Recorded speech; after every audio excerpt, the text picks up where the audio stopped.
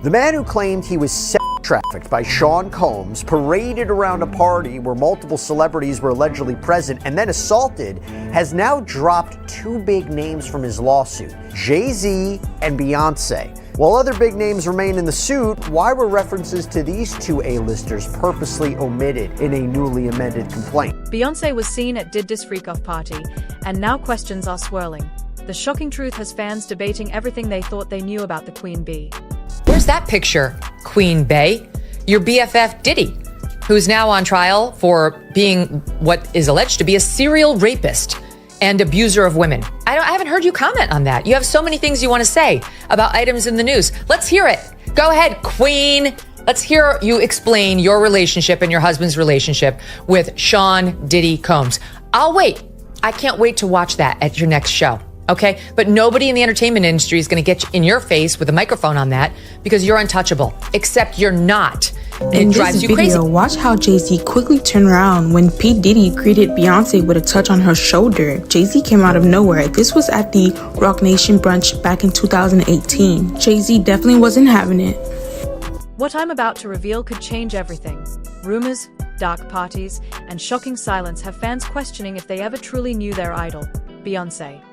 So she's decided to use some videotape of me pointing out that country music's been around for a long time before she got into it, and she's not the be-all, end-all. She's very focused on me and this one line of commentary. What has she said about Diddy? Where's her commentary about that disgusting pervert with whom she and her gross husband were best friends? Because I've seen plenty of pictures of them celebrating together and at Diddy's parties. She didn't have a moment to spare a word for him. So yeah, it runs deep, the rot in this community. Basically, he alleged that he was kidnapped, he was drugged, he was held against his will, he was beat up, he was transported to a celebrity-filled party where he was then sexually assaulted, forced to partake in unwanted sex acts. And while he listed a lot of high-profile names in this lawsuit, not necessarily as defendants, but as people who were at this party, that he claims, by the way, was held at a property owned by Emilio and Gloria Estefan in Miami and then taken by a secret tunnel to Sean Combs' property. The complaint that was filed at the beginning of the month read, high-profile individuals including Jacob Arabo, Jacob the jeweler,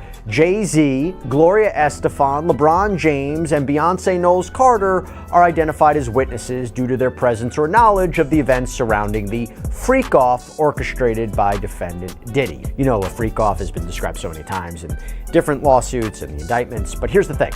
In a newly amended complaint, Manzaro has dropped Jay-Z and Beyoncé's names. And that is really interesting because here's the thing, what did Manzaro allege in the prior complaint? Quote, upon regaining partial consciousness, the plaintiff found himself inside a large party area upon information and belief that it was Diddy's son's birthday party. Jay-Z and Beyoncé Knowles Carter were seated in the room, and upon seeing plaintiff, Beyoncé Knowles Carter asked, "What's this? What's this all about? Why is this half-naked white man with a blank mask standing here in front of me?" Defendant Eric, this is Eric Mejias, responded, "Diddy wants him to see what we do to snitches. This is part of his punishment." Plaintiff was forcibly paraded through multiple rooms filled with people who were jeering and taunting him. Defendant Diddy explicitly ordered plaintiff's degradation, saying, "He's gonna find out what we do to snitches tonight, get him undressed." But now, in a newly amended complaint, Jay-Z and Beyoncé, no sign of their names. Their names are dropped. Their names don't appear anywhere. Why? Well, there's no official stated reason, but according to page 6, the couple's legal team provided information to show they weren't in Florida at the time of this alleged incident back in 2015. That reporting from that time indicates Jay-Z was actually making an appearance at NYU, and then he and Beyoncé went on vacation in Hawaii, with the Daily Mail back in the day publishing photos of them together there. You know, I think because he's also left the names of some of the other witnesses in the complaint, but he's taken Jay-Z and Beyoncé out. And even though this is an unrelated case, if you remember the Jane Doe complaint that was filed against Jay-Z claiming that she was raped at a VMA after party in 2000, she later withdrew that complaint, and then he ended up filing a defamation lawsuit. So that could also add some pressure to this plaintiff as well. So if he sees, okay, might not have the evidence to back this up, I don't want to be faced with a defamation lawsuit. So that could also be part of it. But the fact that their names were dropped, and again, this doesn't appear to be like an oversight. Oh, we meant to include them and we're going to amend it. It seems like they were intentionally dropped because there's pretty much everything else about the second amended, the amended complaint is identical. It makes me wonder, does that show a weakness in this case? Does it show a weakness in the accuser's account? Yeah, I think it could be alleged that it sort of chips away at possible credibility because, like you said, the other witnesses were left in. LeBron James, Gloria Estefan, the only real people that were taken out were Beyoncé and Jay-Z. It sort of reminds me, again, coming back to that Jane Doe lawsuit when she had mentioned that a member of the band Good Charlotte was a witness to this alleged incident. And then it later came out, a representative for the member of the band said, actually, no, he wasn't even in the state at the time. He was on tour with his band in a completely different state.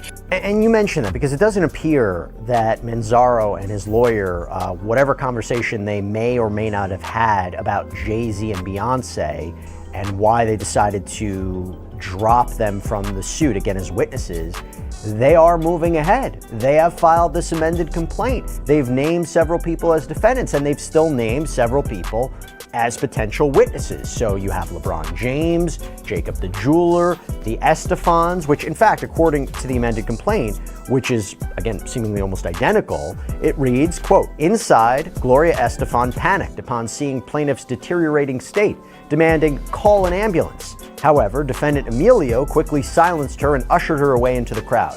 At that moment, plaintiff briefly saw LeBron James, who was wearing a white bath towel, brown shower shoes, and carrying a shaving bag, walking through the hallway. LeBron James looked at plaintiff and in response to Gloria Estefan's plan for an ambulance remarked, 'You all better do something about that.' So Elizabeth, it seems that Manzaro still believes he can prove that this happened, and he may want to call LeBron James and Gloria Estefan as witnesses. And by the way, Emilio, Gloria's husband, is named as a defendant, by the way, claims that he enabled Sean Combs' sex trafficking of Manzaro. So it seems like he's going full steam ahead, saying this happened and they have a part of this, they're a part of this too. She did nothing. That makes her complicit in this nightmare. The story raises serious questions about celebrity culture, hidden power, and the way influence can reshape narratives in courtrooms and headlines. When explosive allegations surface, timelines shift, evidence appears, and suddenly the truth feels blurred, leaving fans to wonder how much of what we see is real and how much is carefully constructed by those at the top. Victims. And it was a little bit confusing when I was first reading through the complaint. What is this person's connection, apparent connection to Diddy? Because a lot of the lawsuits that we've been seeing that have been filed, or allegations that have been talked about in documentaries or things like that, the person was either maybe in Diddy's entourage, they had worked for him, they had known him in some capacity. Here, it's not really clear.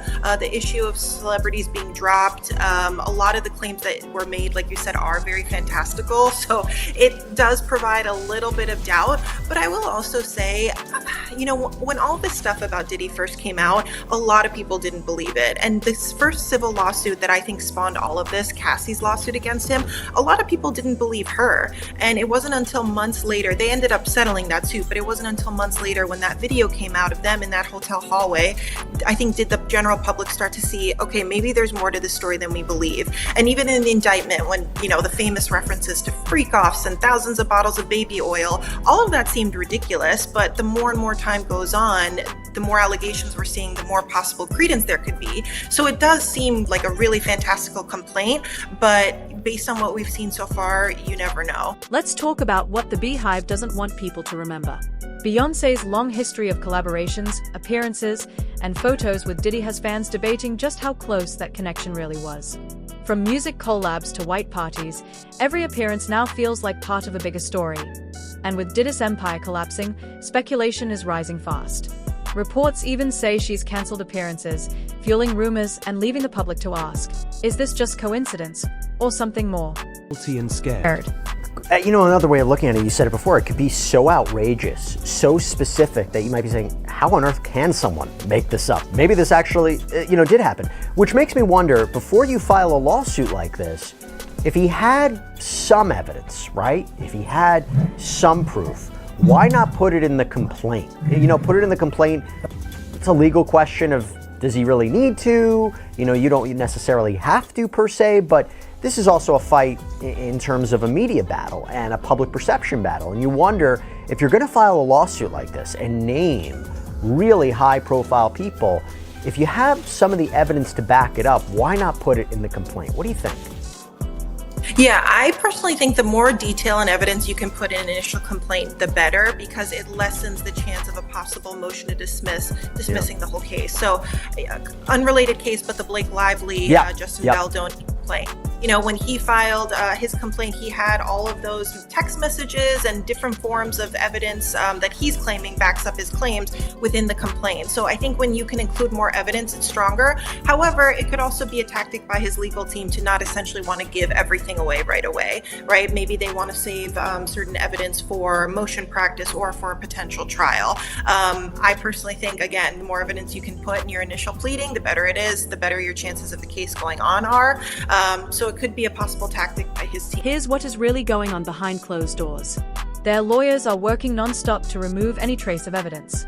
They are paying off witnesses to keep quiet. They are using their influence to control the story. They are preparing for the worst possible outcome. Jay-Z is furious that his connection to Diddy has dragged him into this mess. But that anger isn't about being falsely accused, that his anger about getting caught. This goes far beyond one party or one lawsuit. This is exposing a whole entertainment industry conspiracy that has been hiding in plain sight. And it doesn't stop with Beyoncé and Jay-Z. Think about all the other celebrities who were at these parties. LeBron James was also named as a witness. Countless A-listers were part of Diddy's events for years. Smash that subscribe button if you want more explosive celebrity exposes that mainstream media is too scared to cover. Hit the notification bell because this story is far from over. Never know what type of evidence people have or may not even have access to yet, right? Maybe the reason Cassandra Ventura didn't include that video within her complaint was she might not have had access to it. Again, it was surveillance tape from a hotel hallway. So there's a possibility that it could. I think, again, striking Jay-Z and Beyonce's name and kind of eliminating any possibility that they were even in Miami at this point, again, it does chip away a little bit at his credibility. So I don't know if we're going to necessarily see a smoking gun in the same way that we did with the Cassie video. But again, you never know what kind of evidence people have. Again, when Justin Baldoni came out with that set footage of him interacting with Blake Lively, the public didn't know that he had that. He's claiming that helped support his claims. So, you know, there's a possibility. We don't know what evidence he might have. So I don't know, again, if there's a possibility we're going to get a smoking gun type evidence or video or photo, but there's always a small possibility.